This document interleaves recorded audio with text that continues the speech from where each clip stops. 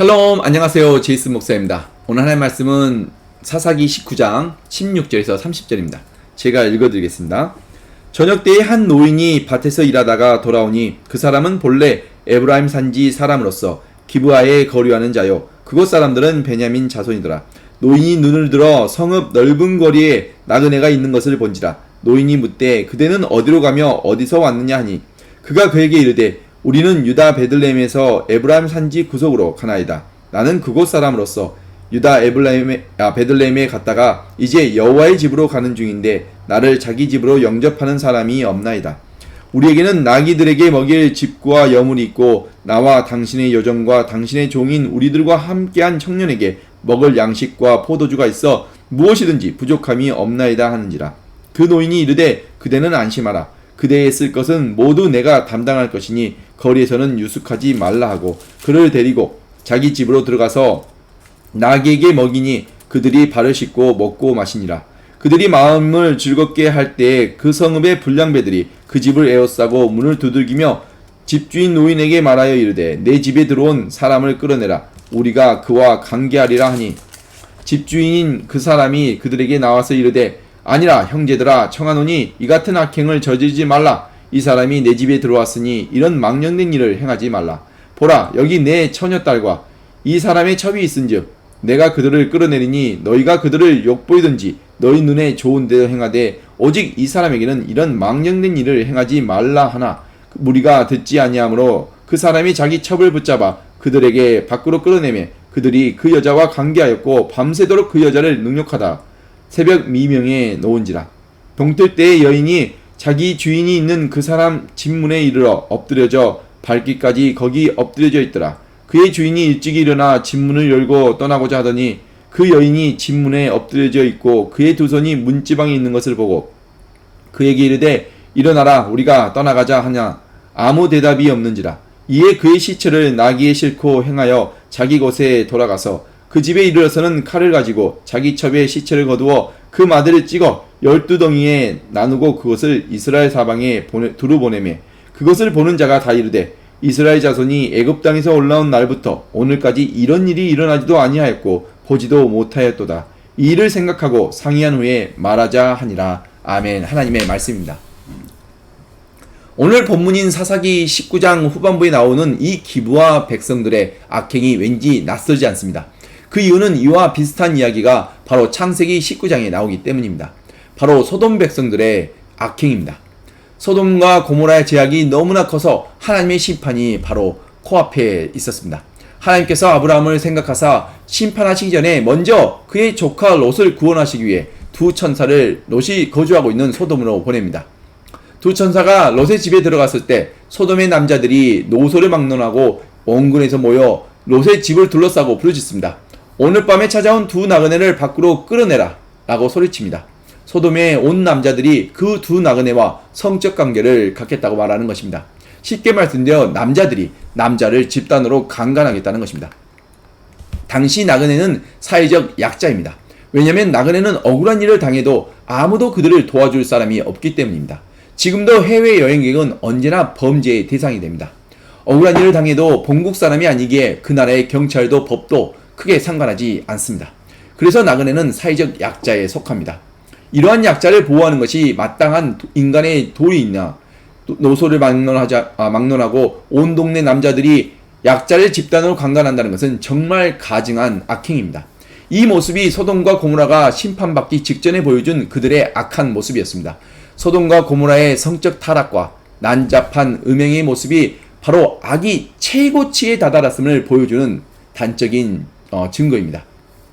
결국 하나님의 심판으로 소돔과 고모라에 유황비가 내려 온 도시 전체가 불바다가 되었습니다. 롯과 그의 두 딸 외에는 사람이건 동물이건 숨을 쉬는 모든 생물체는 다 죽었습니다.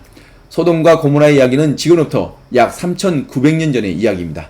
당시 동성애는 아주 흔한 일이 되어서 아예 온 도시 남자들이 노소를 불문하고 나그네와 같이 사회적 약자들을 집단 강간하는 악행들이 흔하게 있었음을 잘 보여주는 이야기입니다. 이런 막장 드라마 같은 이야기가 이미 3900년 전부터 있었던 이야기입니다. 레위기 18장에 하나님께서 이스라엘 백성들에게 가나안 족속들과 이방 나라에서 벌어지고 있는 근친상간, 동성애, 짐승들과의 성관계 등 정말 입에도 담기 역겨운 가증한 음행과 악행들을 절대 따라하지 말 것을 엄하게 또 엄하게 경고하셨습니다. 그리고 이것이 하나님께서 가나안 족속을 온전히 멸하시고자 한 그 이유였습니다. 레위기 18장 22절에 너는 여자와 동침함 같이 남자와 동침하지 말라. 이는 가증한 일이니라. 29절에 이 가증한 모든 일을 행하는 자는 그 백성 중에서 끊어지리라. 20장 13절에 누구든지 여인과 동침하듯 남자와 동침하면 둘 다 가증한 일을 행함인즉 반드시 죽일지니 자기의 피가 자기에게로 돌아가리라 라고 엄하게 경고하셨습니다. 오늘 본문의 소돔과 고모라 같은 이런 가증한 악행이 기브아에서도 일어났습니다. 그런데 기브아 백성들이 누구입니까? 소돔과 고모라는 하나님을 모르고 우상 숭배하고 있었던 이방인들이었습니다. 그러나 기브아 백성들은 바로 하나님께서 선택한 거룩한 백성이라고 말하는 이스라엘의 베냐민 족속들입니다. 하나님께서 모세를 통해 율법을 주시고 이미 엄하게 경고하신 이방 나라의 음행과 악행을 그들이 그대로 따라서 하고 있는 것입니다. 세상의 빛과 소금이 되어 어두운 세상을 밝히고 더러운 세상을 정화시켜야 하는 거룩한 하나님의 백성들이 오히려 이방인들의 더러운 악행을 따라서 하고 있는 것입니다. 이들은 분명 소돔과 고모라의 이야기를 들어서 잘 알고 있었을 것입니다. 그러나 어둠 속에 있었던 그들은 심판의 시간이 다가오고 있음을 깨닫지 못했습니다.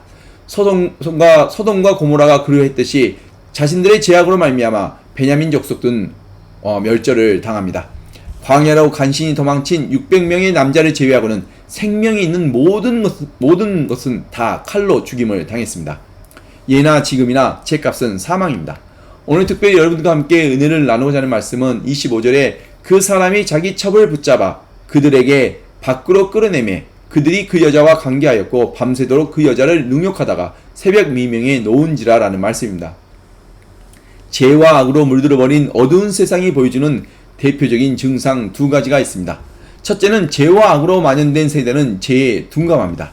담배를 피는 사람은 자신의 담배 냄새가 얼마나 지독한지를 잘 모르는 것처럼 죄 안에 있는 사람은 자신의 죄에 매우 둔감합니다. 이처럼 죄와 악으로 만연된 기브아의 백성들은 자신들이 얼마나 끔찍한 죄를 범하고 있는지를 전혀 깨닫지 못하고 있었습니다.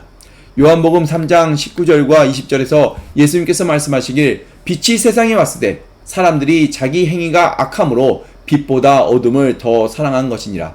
악을 행하는 자마다 빛을 미워하여 빛으로 나오지 아니하나니 이는 그 행위가 드러날까 함이라 라고 하신 말씀처럼 악을 행하는 자는 빛을 미워하여 어둠 속에 계속 머물게 됩니다.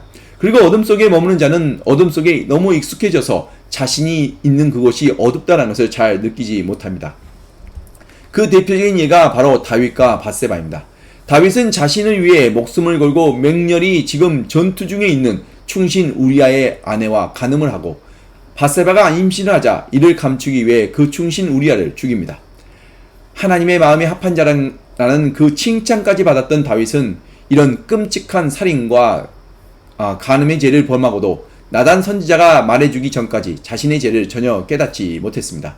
이처럼 죄에 빠져 살고 있는 사람은 자신의 죄를 깨닫지 못합니다. 죄와 악이 만연된 기브아는 도시 전체가 죄 둔감증에 걸려서 자신들이 무슨 죄를 짓고 있는지조차 모르는 듯합니다. 그러지 않고서야 집단으로 이런 악행을 저질 수 있겠습니까? 이성과 양심을 가진 정상적인 사람이라면 말입니다. 기브아의 백성은 죄를 죄로 인식하지 못하고 죄책감마저 상실해 버렸습니다.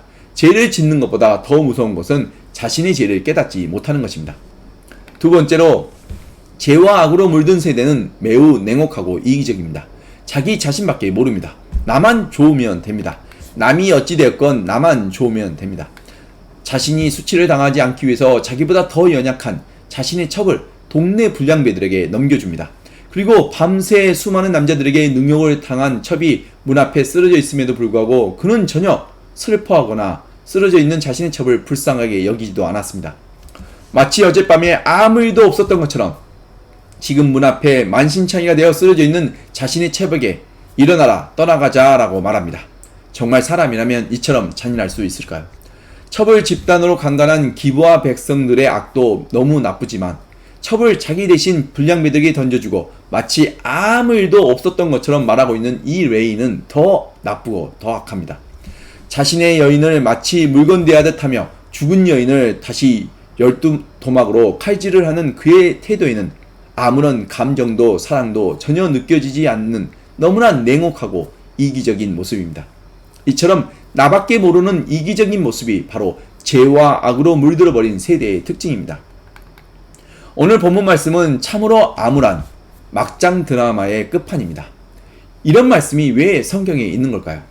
하나님께서 우리에게 말씀하시고자 하는 것이 무엇일까요? 바로 이런 악한 죄인들이 저와 여러분의 모습이라는 것입니다. 우리 안에 누구나 이러한 이기적이며 음란하고 잔인한 죄성을 품고 있습니다. 단지 환경에 따라 그 죄성이 얼마나 밖으로 드러나느냐 하는 그 정도의 차이가 있을 뿐입니다.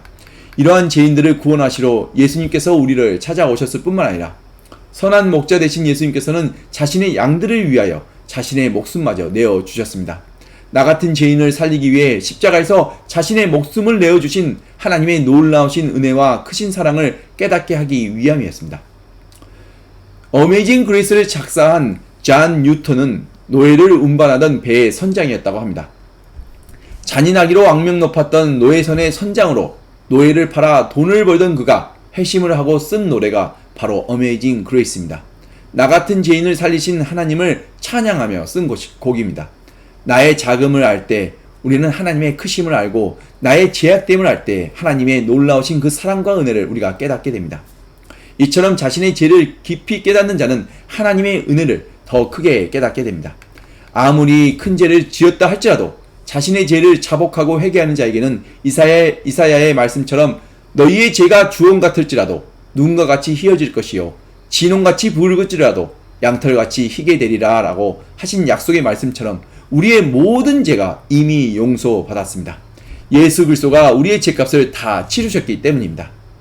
그러나 여기서 우리가 기억하실 것은 우리의 죄값은 절대 공짜가 아니었다는 것입니다. 우리는 제사함과 영원한 생명을 위해 아무런 대가를 치르지 않았지만 하나님께서는 자신의 하나밖에 없는 독생자를 우리의 죄값으로 내어주셨습니다. 하나님께서는 가장 비싼 죄값을 우리들을 위해 치르셨습니다. 바로 예수 그리스도의 피가 우리의 죄값이었습니다. 우리의 죄값이 모두 치루어졌기에 우리에게 자유와 생명이 있는 것입니다. 로마서 5장 20절에 사도 바울은 죄가 더한 곳에 은혜가 더욱 넘쳤나니 라고 말씀하셨습니다. 자신의 죄악됨을 깊이 깨달으면 깨달을수록 하나님의 그 크신 사랑과 은혜를 더 크게 깨닫게 되는 것입니다. 그래서 신약의 절반을 쓰고 결혼도 하지 않은 채 죽을 고비를 수없이 넘기며 로마에서 목이 베어지는 그 참수당하는 순간까지 그는 십자가의 전달자로서의 그 사명을 다하였습니다.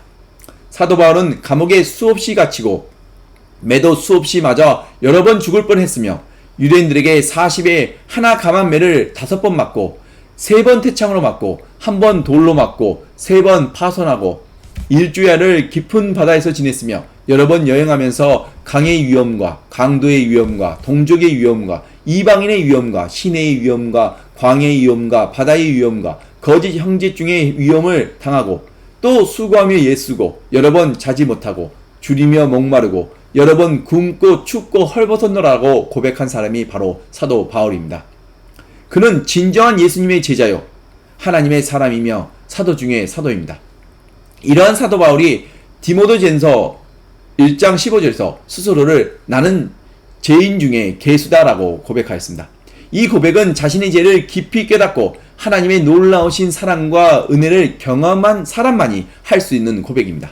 자신의 죄를 깊이 깨닫는 사람일수록 하나님의 더 크신 사랑과 은혜와 축복을 경험하게 됩니다. 그래서 회개는 축복입니다. 그럼 이러한 놀라운 하나님의 사랑과 은혜를 받은 우리는 이제 어떻게 반응해야 하는 걸까요? 로마서 12장 1절과 2절에 사도 바울이 말씀하시길 너희 몸을 하나님이 기뻐하시는 거룩한 산 제물로 드리라. 이는 너희가 드릴 영적 예배니라. 너희는 이 세대를 본받지 말고 오직 마음을 새롭게 함으로 변화를 받아 하나님의 선하시고 기뻐하시고 온전한 뜻이 무엇인지를 분별하도록 하라 라고 말씀하셨습니다. 그리고 14절에서 21절에 아무에게도 악을 악으로 갚지 말고 모든 사람 앞에서 선한 일을 도모하라. 할 수 있거든 너희로서는 모든 사람과 더불어 화목하라. 즐거워하는 자들과 함께 즐거워하고 우는 자들과 함께 울라. 이 모든 말씀을 한 말씀으로 총정리하자면 예수님께서 우리에게 명령하신 서로 사랑하라 라는 말씀입니다. 서로 사랑하십시오. 그러나 여기서 우리가 주의하실 점은 하나님께서 말씀하시는 사랑은 세상에서 말하는 성적인 음란한 사랑을 말하는 것이 결코 아닙니다.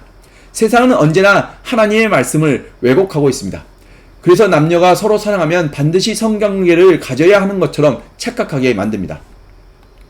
하나님께서 말씀하시는 사랑은 상대방을 불쌍히 여기고 오래 참고 인내하며 자신의 유익을 구하지 않는 이타적, 희생적 사랑을 말씀하시는 것입니다.